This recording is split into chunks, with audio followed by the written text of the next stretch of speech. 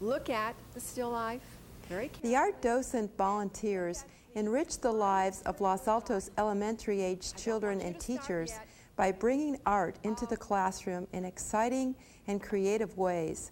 The goal of the program is to stimulate at an early age a child's awareness of art and to help him or her understand art through appreciation and hands-on lessons. Started by a corps of volunteer parents, this important organization, the Los Altos Art Docents, is celebrating its 30th year this year. Hello, I'm Nan Geschke, your host of the Los Altos History Show. Tonight we're very fortunate to have as our guests Marlene Grove and Nancy Barnosky. Hi, Marlene and Nancy. Hi, Nan. Thanks for joining us tonight. And congratulations on your 30th anniversary. That's terrific. Marlene is one of the founding members of the Corps of Volunteers who took it upon themselves to start the Los Altos Art Docents. And Nancy has been coordinator of the project, of the program, now since what year? Probably 88, I think. Since 88, but she's actually been involved in the organization since 1979. Mm-hmm. So before we get to Nancy and finding out what's happening currently with the art docents, I thought I'd ask Marlene, because she is one of the founding members, you know, how this organization actually got off the ground. Okay. When I was PTA president in 1970, I received a mailing announcing a meeting here at Foothill College given by the Palo Alto Junior League. Mm-hmm. And they wanted to take a program that they've been using for 4 years on art appreciation and hand it back to communities. So I came to this meeting on a Saturday morning. There was no one else here from Los Altos, and I listened to their presentation, and I thought, this is the thing for Los Altos. It looks good.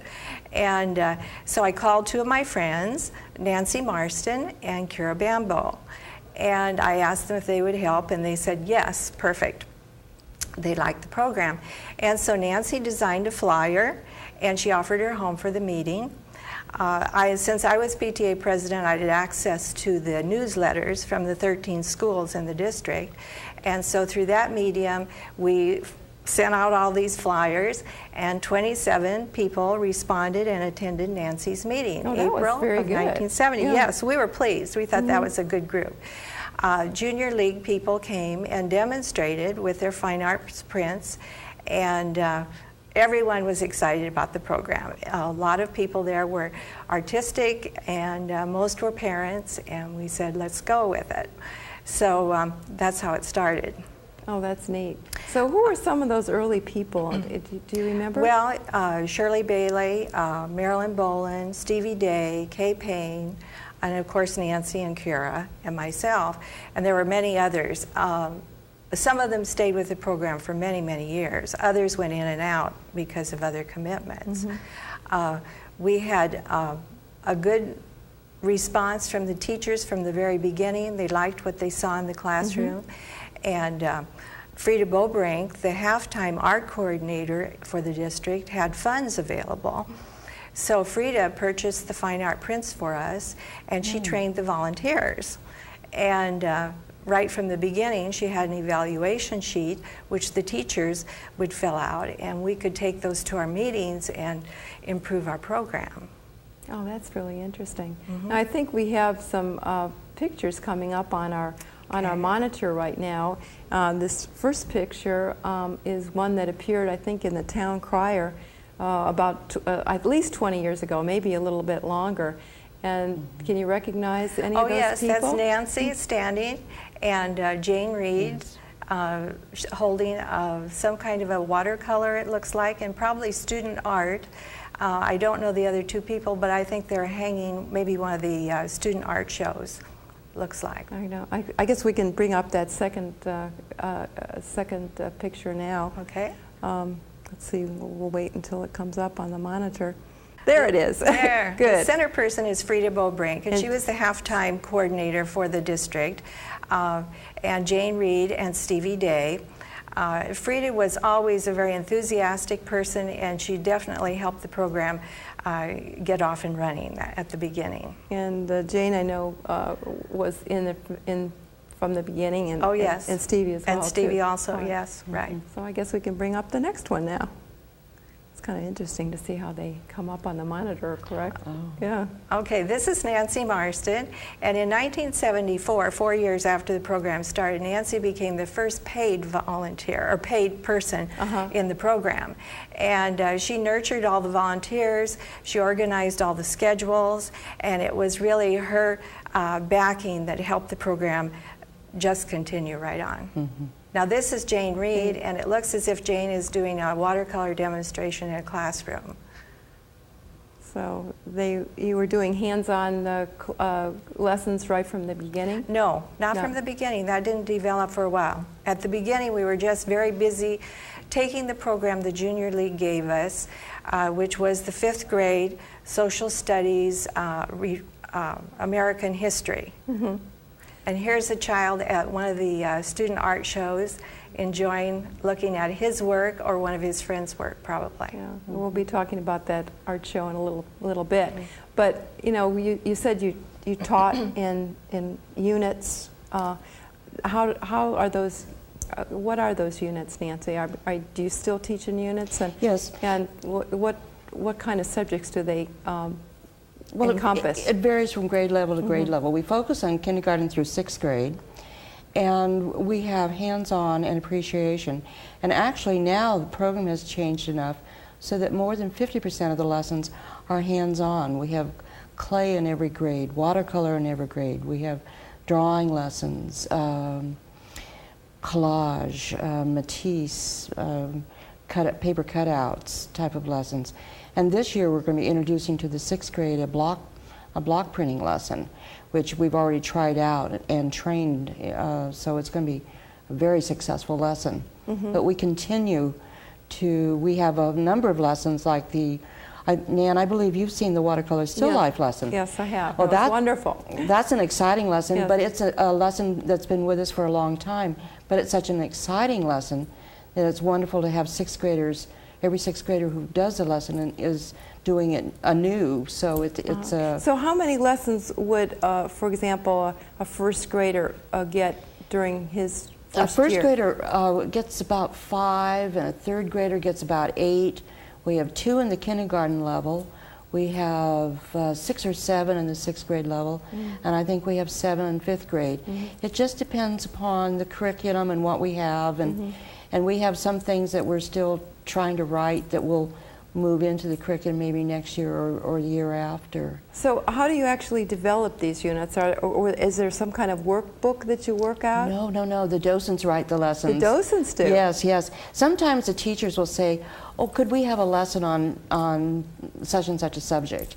And so we'll see this and we'll talk among ourselves, and no one's interested. Yes. And sometimes the teacher will say, well, can we have a lesson on, and she'll start a fire, so to speak. You know, people among the docents, and yeah. they'll get so excited that they'll write a lesson, and it will be one of our clay units started that way. The teacher said that she just wanted this type of a clay lesson, and talked to some of the women, and we were in the classroom teaching it within a few months. Isn't that interesting? It's now, fun. was that the way it was from the beginning, Marlene? Not at all, not at all.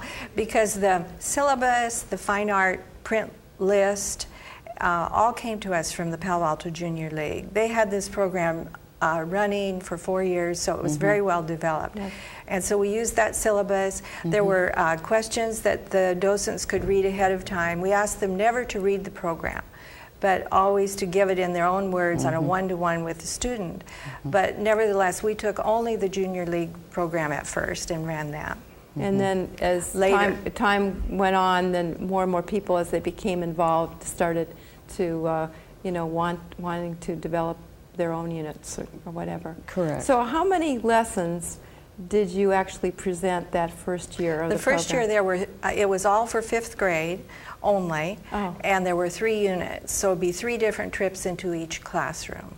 So, and how many were there? There were 15 art prints total. But how many lessons did you present? We didn't give hands-on lessons. It was only the syllabus, only the history lesson with the art prints that was given. So that you went to 13 classrooms, or? No, we did the 5th grade. We went to 13 schools, the district schools, but only to 5th. I guess it was 8th grade also. 5th and 8th But grade. my question was, how many lessons did you actually present that first year? That you said something like... I see. 80 total. 80 yes, total. Okay. And Total how of many 80. did you do last year, Nancy? We did over 700. Wow, what a change. In 6 schools. What growth. Yeah. Wow. And you said that February is kind of a light month, we were talking before. Yes. It'll be the only month this year that will be doing under 100 lessons. And that's fantastic. Fantastic. So now I understand, Marlene, that you're kind of an evangelist for this kind of a program. I think I really am. About 6 years after I left the art docent program, I started a program at the Textile Museum in San Jose, and that's their big outreach program, and it reached 8,000 children last year. Wow. And it's based on quilting and American history. Oh, and there have been other docents as well that have... Oh yes, they have a whole corps of docents there also. Okay. So now I understand that there's a children's art show, or student art show, and where is that going to be held? That's always, for the last few years, that's been held at Hillview Community Center. I guess the first time we took over Hillview, after it became part of the Parks and Recreation, was when they rebuilt the social hall after the fire a number of years ago. And so we take over most of Hillview, and the show will be the first week of April. So I think it's Thursday the 6th through the 9th, through Sunday the 9th. I think you probably see that on your monitor now, that that show will be on from Thursday, April 6th through Sunday, April 9th. And there'll be times in the paper in the town crier. Right. There'll be about 3,000 pieces of art at the show, and I know that some student work will be there from Mountain View High School, as well as from the junior highs in our district and the K through 6 program. There'll be a lot more art than just the art docent program. Oh, that's marvelous. Yeah, so it's very, very exciting to see. Great. Now, how many volunteers do you currently have, Nancy? We have approximately 70. Okay. And they go into the classroom with different lessons, and some have been docents for more than 20 years, and some are just now, this is their first year being a docent. And they just sort of settle down into what they're interested in doing, and that's how we keep the units alive, is because every year fresh blood, fresh energy comes into the units. Yeah, oh, that's wonderful. Now, I mean, if someone's interested in becoming a volunteer, should they look in a certain particular time of year, or? Well, we're always at the school district, because our offices are at the school district. But we start our training in September and then end in February. Last week was our last train, which was the first Wednesday in February, was our last training session for the year. So now they can come to the student art show, talk to the docents who will be the hostesses, meet the docents who are there. We'll have materials there for them where they want to sign up, and we can contact them. And we'll have an information coffee in the fall. And if we hear from enough people, maybe we'll have an information coffee in the spring. Well, that's neat. But our pattern is to have it in the fall. In the fall, right. Well, believe it or not, we're almost out of time. Oh. But we were able to, through the efforts of one of the art docents and also one of our crew members, Judy Johnson, we were able to go into into a couple of classrooms. One at Springer School. We did that a couple of weeks ago, and that was that roll-in that you saw, the 30-second clip at the beginning of the show. These were 6th graders, and this was a hands-on watercolor lesson that was being presented by Betty Latta. And it was very exciting to see that. And then tomorrow we're actually going into another classroom, and this lesson is going to be an art appreciation lesson that is going to be presented by Margot Harrington. And so we're kind of excited about doing that. So we're going to be sharing that with our viewers right after we say goodbye. So I want you to stay tuned for that tape. But again, Marlene and Nancy, thank you so much. We really appreciated you coming and sharing a little bit about the Art Docents program and what you're doing currently. And I think it's very, very exciting about what you're doing. So just wanted to thank our viewers too for tuning in to the Los Altos History Show, and please stay tuned because you'll really get a real view at the Art Docent program in action. So let's roll that tape now. Here in Mrs. Carey's 6th grade class at Springer School today, and I'm speaking with Betty Latta, who's been an art docent in the Los Altos program now, I guess for a while. How long, Betty? 23 years. Oh my heavens, 23 years. She must be one of the veterans. Senior ones. Veterans. Now, what kind of a lesson are you going to be doing? Watercolor still life, and the children draw the still life, and then they paint it. Okay, so this is the still life that the children will be using. So I think we're going to be taping some of Mrs. Latta's lesson today, as well as taping some of the children as they work on some of their projects.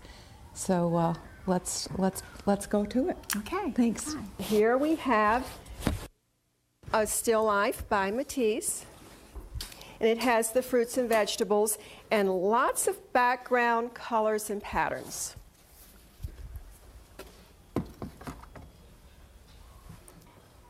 Look at our still life.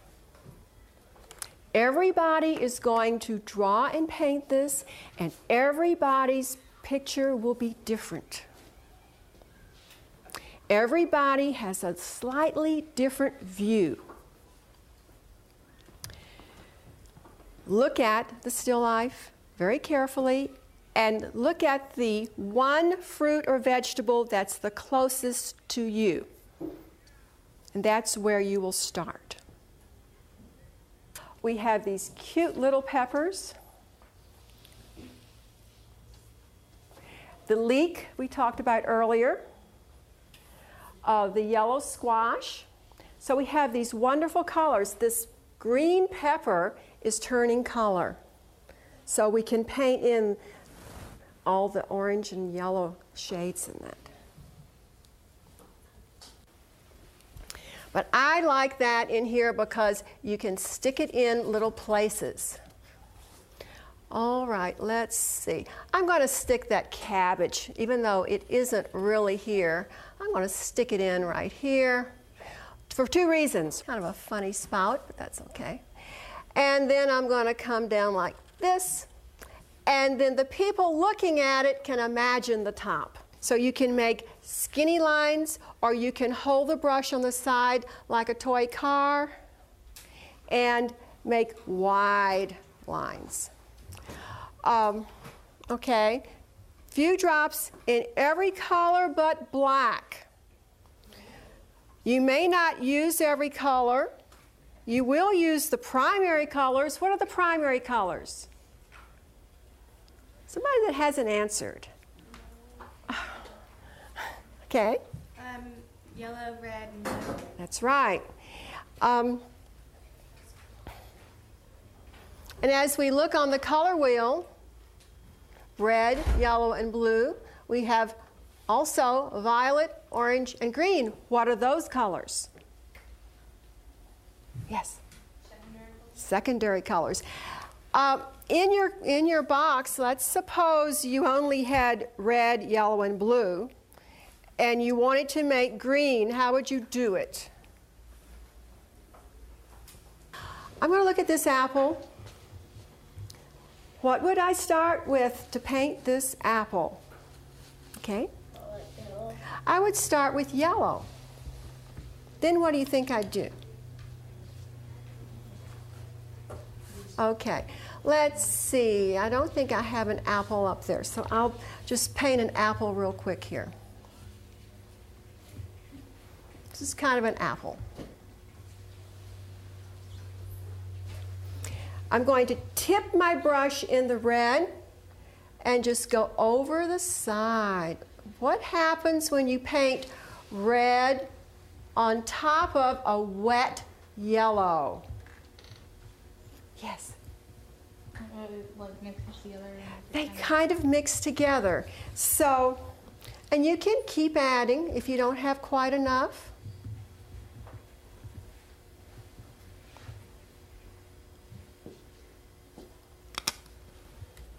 And so we start to get something like that.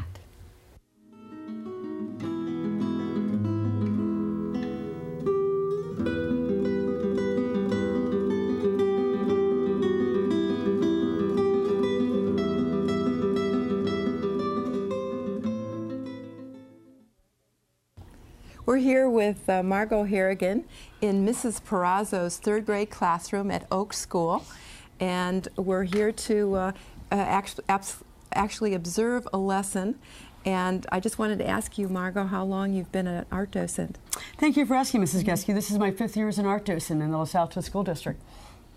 And so how did you get interested in the art docent program? Well, I think like a lot of the art docents, I had a good friend who still is an art docent, and she told me about what a great group of women and the opportunities they have in the classroom.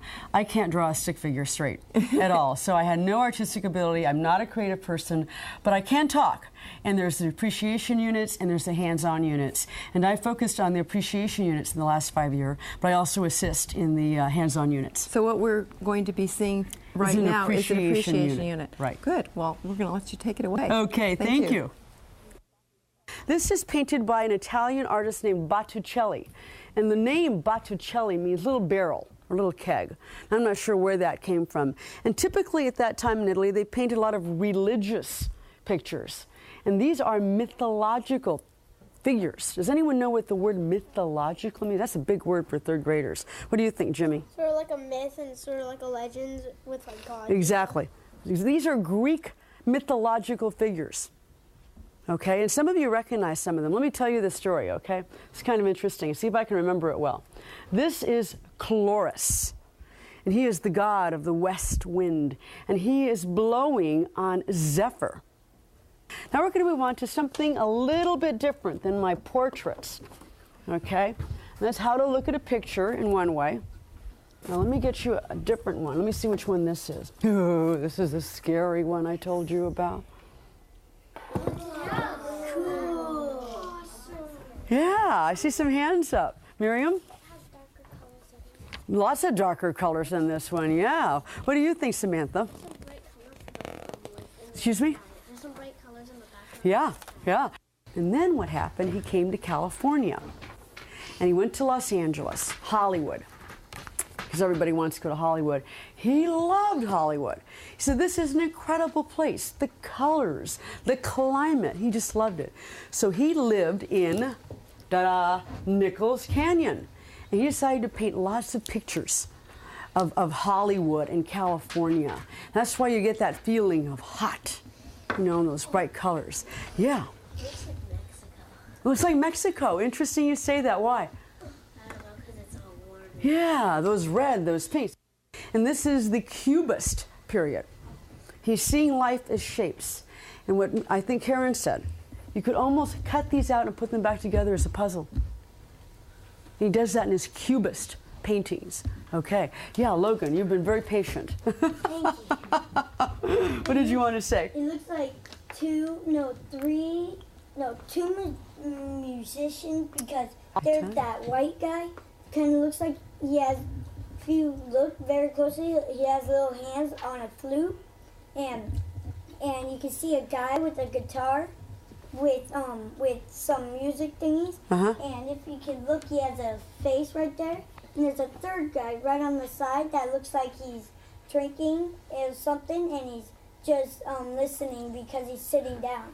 This really isn't a plant. This is called the Three Musicians. So let's do a quick third grade survey here. You can vote twice. You can raise your hand twice, okay? And this is the picture if money were no object that you would like to have in your house, okay? How many would like the night watch? Nobody wants my Rembrandt? Me neither. How about the luncheon party by Mr. Renoir? How many would like this in their house? 2, okay. Okay, that's good. How about Nichols Canyon by Hockney? Oh, popular, huh? You like the colors? Good. Good, I like that one too. How about the view of Toledo? Good, some of you enjoy this. Great. Good, good, good.